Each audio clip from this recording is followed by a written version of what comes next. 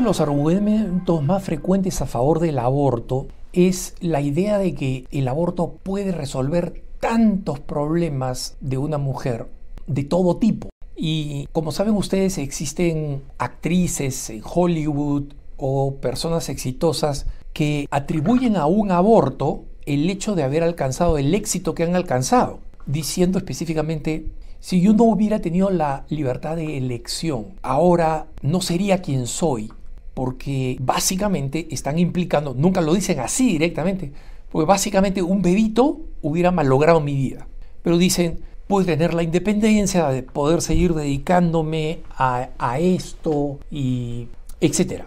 En primer lugar, ese argumento es extremadamente ridículo porque nadie sabe cuál fue la causa definitiva del éxito mundano de una persona.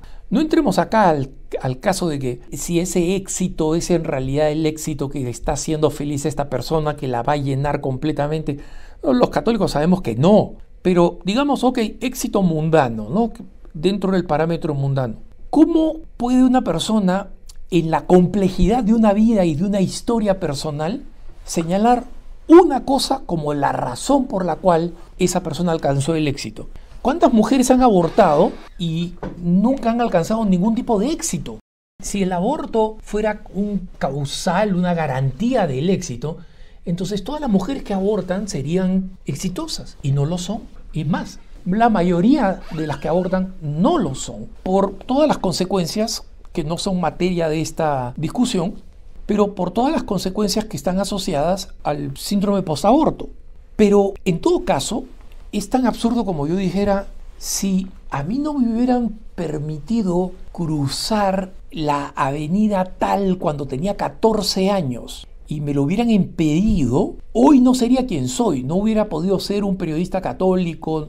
Es absurdo que a un hecho, claro, bastante más importante y más dramático que cruzar una avenida o un semáforo en luz verde, pero es absurdo creer que ese hecho es el definitivo. Hay una falacia ahí, ¿no? Una falacia, como saben ustedes, es una falsedad que parece real. Pero en medio de este contexto de las personas que arguyen eso, una joven compartió con Layla Rose un interesante testimonio de cómo ella creía que el aborto iba a resolver todos sus problemas y cómo no los resolvió, ¿no? Layla Rose, Lila Rose, es una joven madre de familia con 2 hijos que desde los 14 años comenzó a hacer militancia pro vida, haciéndose pasar con una cámara oculta como una chiquilla que quería abortar, y demostró cómo en estos centros de aborto de Planned Parenthood nadie le preguntó: ¿por qué a los 14 años estás embarazada? ¿Estás esperando un hijo? ¿Has sido abusada sexualmente?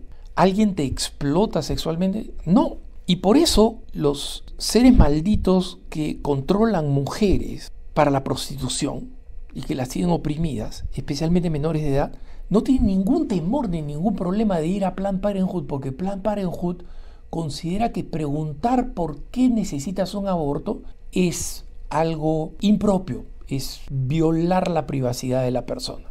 Y Layla Rose, que es la fundadora y la directora de una organización que se llama Live Action, ¿no? liveaction.org, quienes quieren visitar su sitio, que está repleto de estos testimonios sumamente interesantes, cuentan cómo una joven, Estefanía, tenía 15 años, estaba en medio de una crisis familiar, sus papás estaban peleando, los papás eran cristianos, no católicos, ¿no? Pero eran cristianos. Layla Rose es católica. Eran cristianos y eran profundamente pro vida, ¿no? Y siempre la habían llevado a las marchas a favor de la vida, y ella desde que era chiquitita le gustaba sostener, a Estefanía le gustaba sostener los carteles que decían: defiende la vida, gracias a mis papás que me salvaron, todas estas cosas. Entonces ella siempre se crió con esa mentalidad: yo soy pro vida, yo voy a ser pro vida.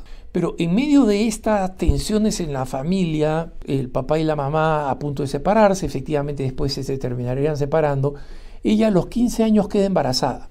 Pero resulta que todo su entorno, toda su familia, no solamente papá y mamá, sino sus abuelos, la iglesia evangélica a la que iba, todas estas organizaciones estaban muy marcadas por esta cultura provida. Entonces decía, yo no puedo salir embarazada y mostrar que yo no me he mantenido virgen hasta el matrimonio. Entonces voy a quedar mal. Mi hijo va a ser un motivo de vergüenza constante. Entonces la solución es, tengo que evitar toda esta vergüenza, y en medio de toda esta vergüenza tengo que ir y abortar.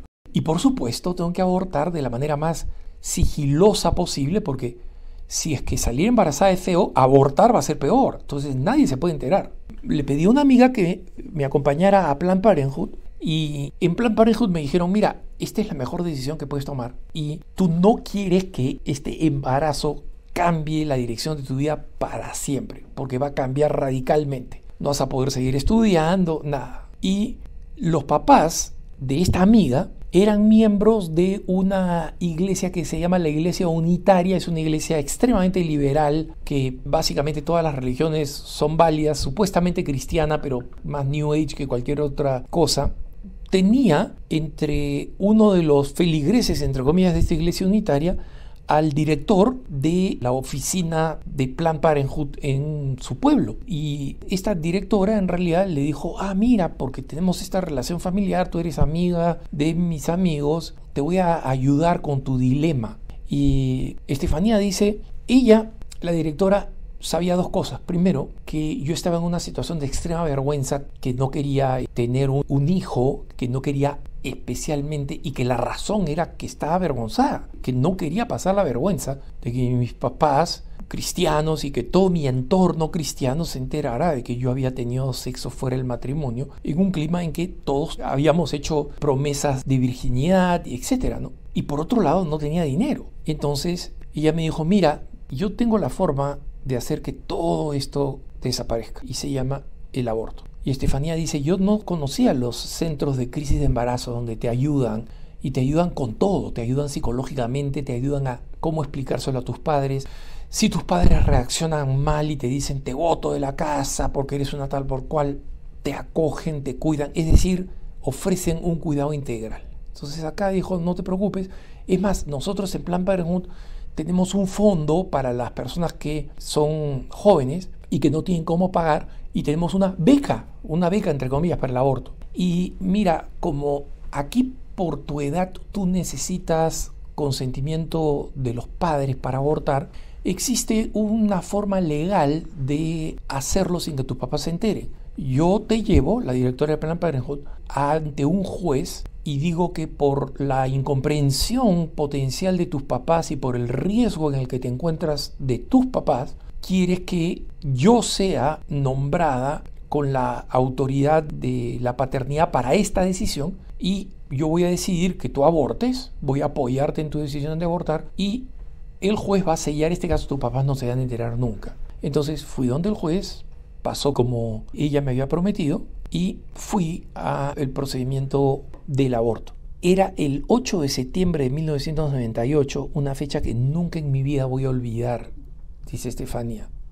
Pasó por la puerta de esa misma clínica de aborto donde de niñita se había parado para decir, no abortes, por favor, lo que tienes en el vientre es tu hijo. Pero esta vez para ir a abortar. Y, por supuesto, las aborteras estaban orgullosas de que una antigua activista pro vida estuviera ahora utilizando la clínica del aborto, porque a los abortistas les encanta predicar este mito. Yo en la clínica de aborto he tenido que atender a muchísimas mujeres que han protestado y que en secreto vienen y abortan. Algo que se sabe que es mentira, porque una vez lo publicó un periodista en el New York Times y varios periodistas comenzaron a investigar y a decir, a ver, ¿quiénes son efectivamente? ¿Cuál es la proporción?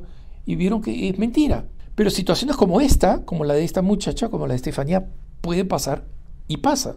Y dice, yo misma estaba pensando en la ironía de la situación. No solamente estaba muerta de miedo, y no solamente era una de esas mujeres embarazadas a quienes mis papás y mis amigos habían tratado de ayudar y habían logrado ayudar, muchas de ellas años atrás, sino que Planned Parenthood, a pesar de que me dio la beca para pagar mi aborto, se rehusó a cubrir el costo del ultrasonido para que yo no pudiera ver lo que tenía en el vientre.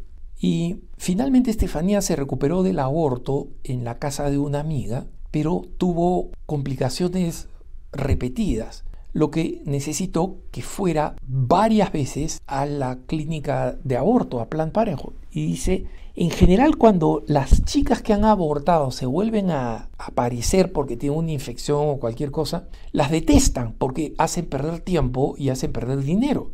Yo tuve una atención especial simplemente por esta conexión de amistad a través de la Iglesia Unitaria, y en consecuencia, como la directora pues me había conseguido el permiso para abortar con el juez, me atendieron. Pero tuve que ir varias veces con varias infecciones, y en un determinado momento, cuando mis papás se separaron, un día llegó mi mamá a la escuela y me di cuenta, alguien le ha contado del aborto. Y mi mamá me dijo, mira, te voy a llevar a que recibas una atención médica apropiada porque seguía con estos problemas de salud. Pero especialmente, hija, tú necesitas sanar tu corazón. A Estefanía le tomaron 2 años de tratamiento médico de especialistas para volver a tener salud. Y además vivió con constantes ataques de ansiedad y de depresión que ella no tenía. En algunos momentos, dice, literalmente temblaba. Y efectivamente, como me prometieron, el aborto cambió mi vida, pero de una manera vastamente distinta a lo que me habían prometido. En los años siguientes abusé del alcohol y de la droga. En algunas ocasiones ella no sabía si iba a amanecer al día siguiente o si iba a morir. Y finalmente, a la edad de 19, decidió volver al Señor.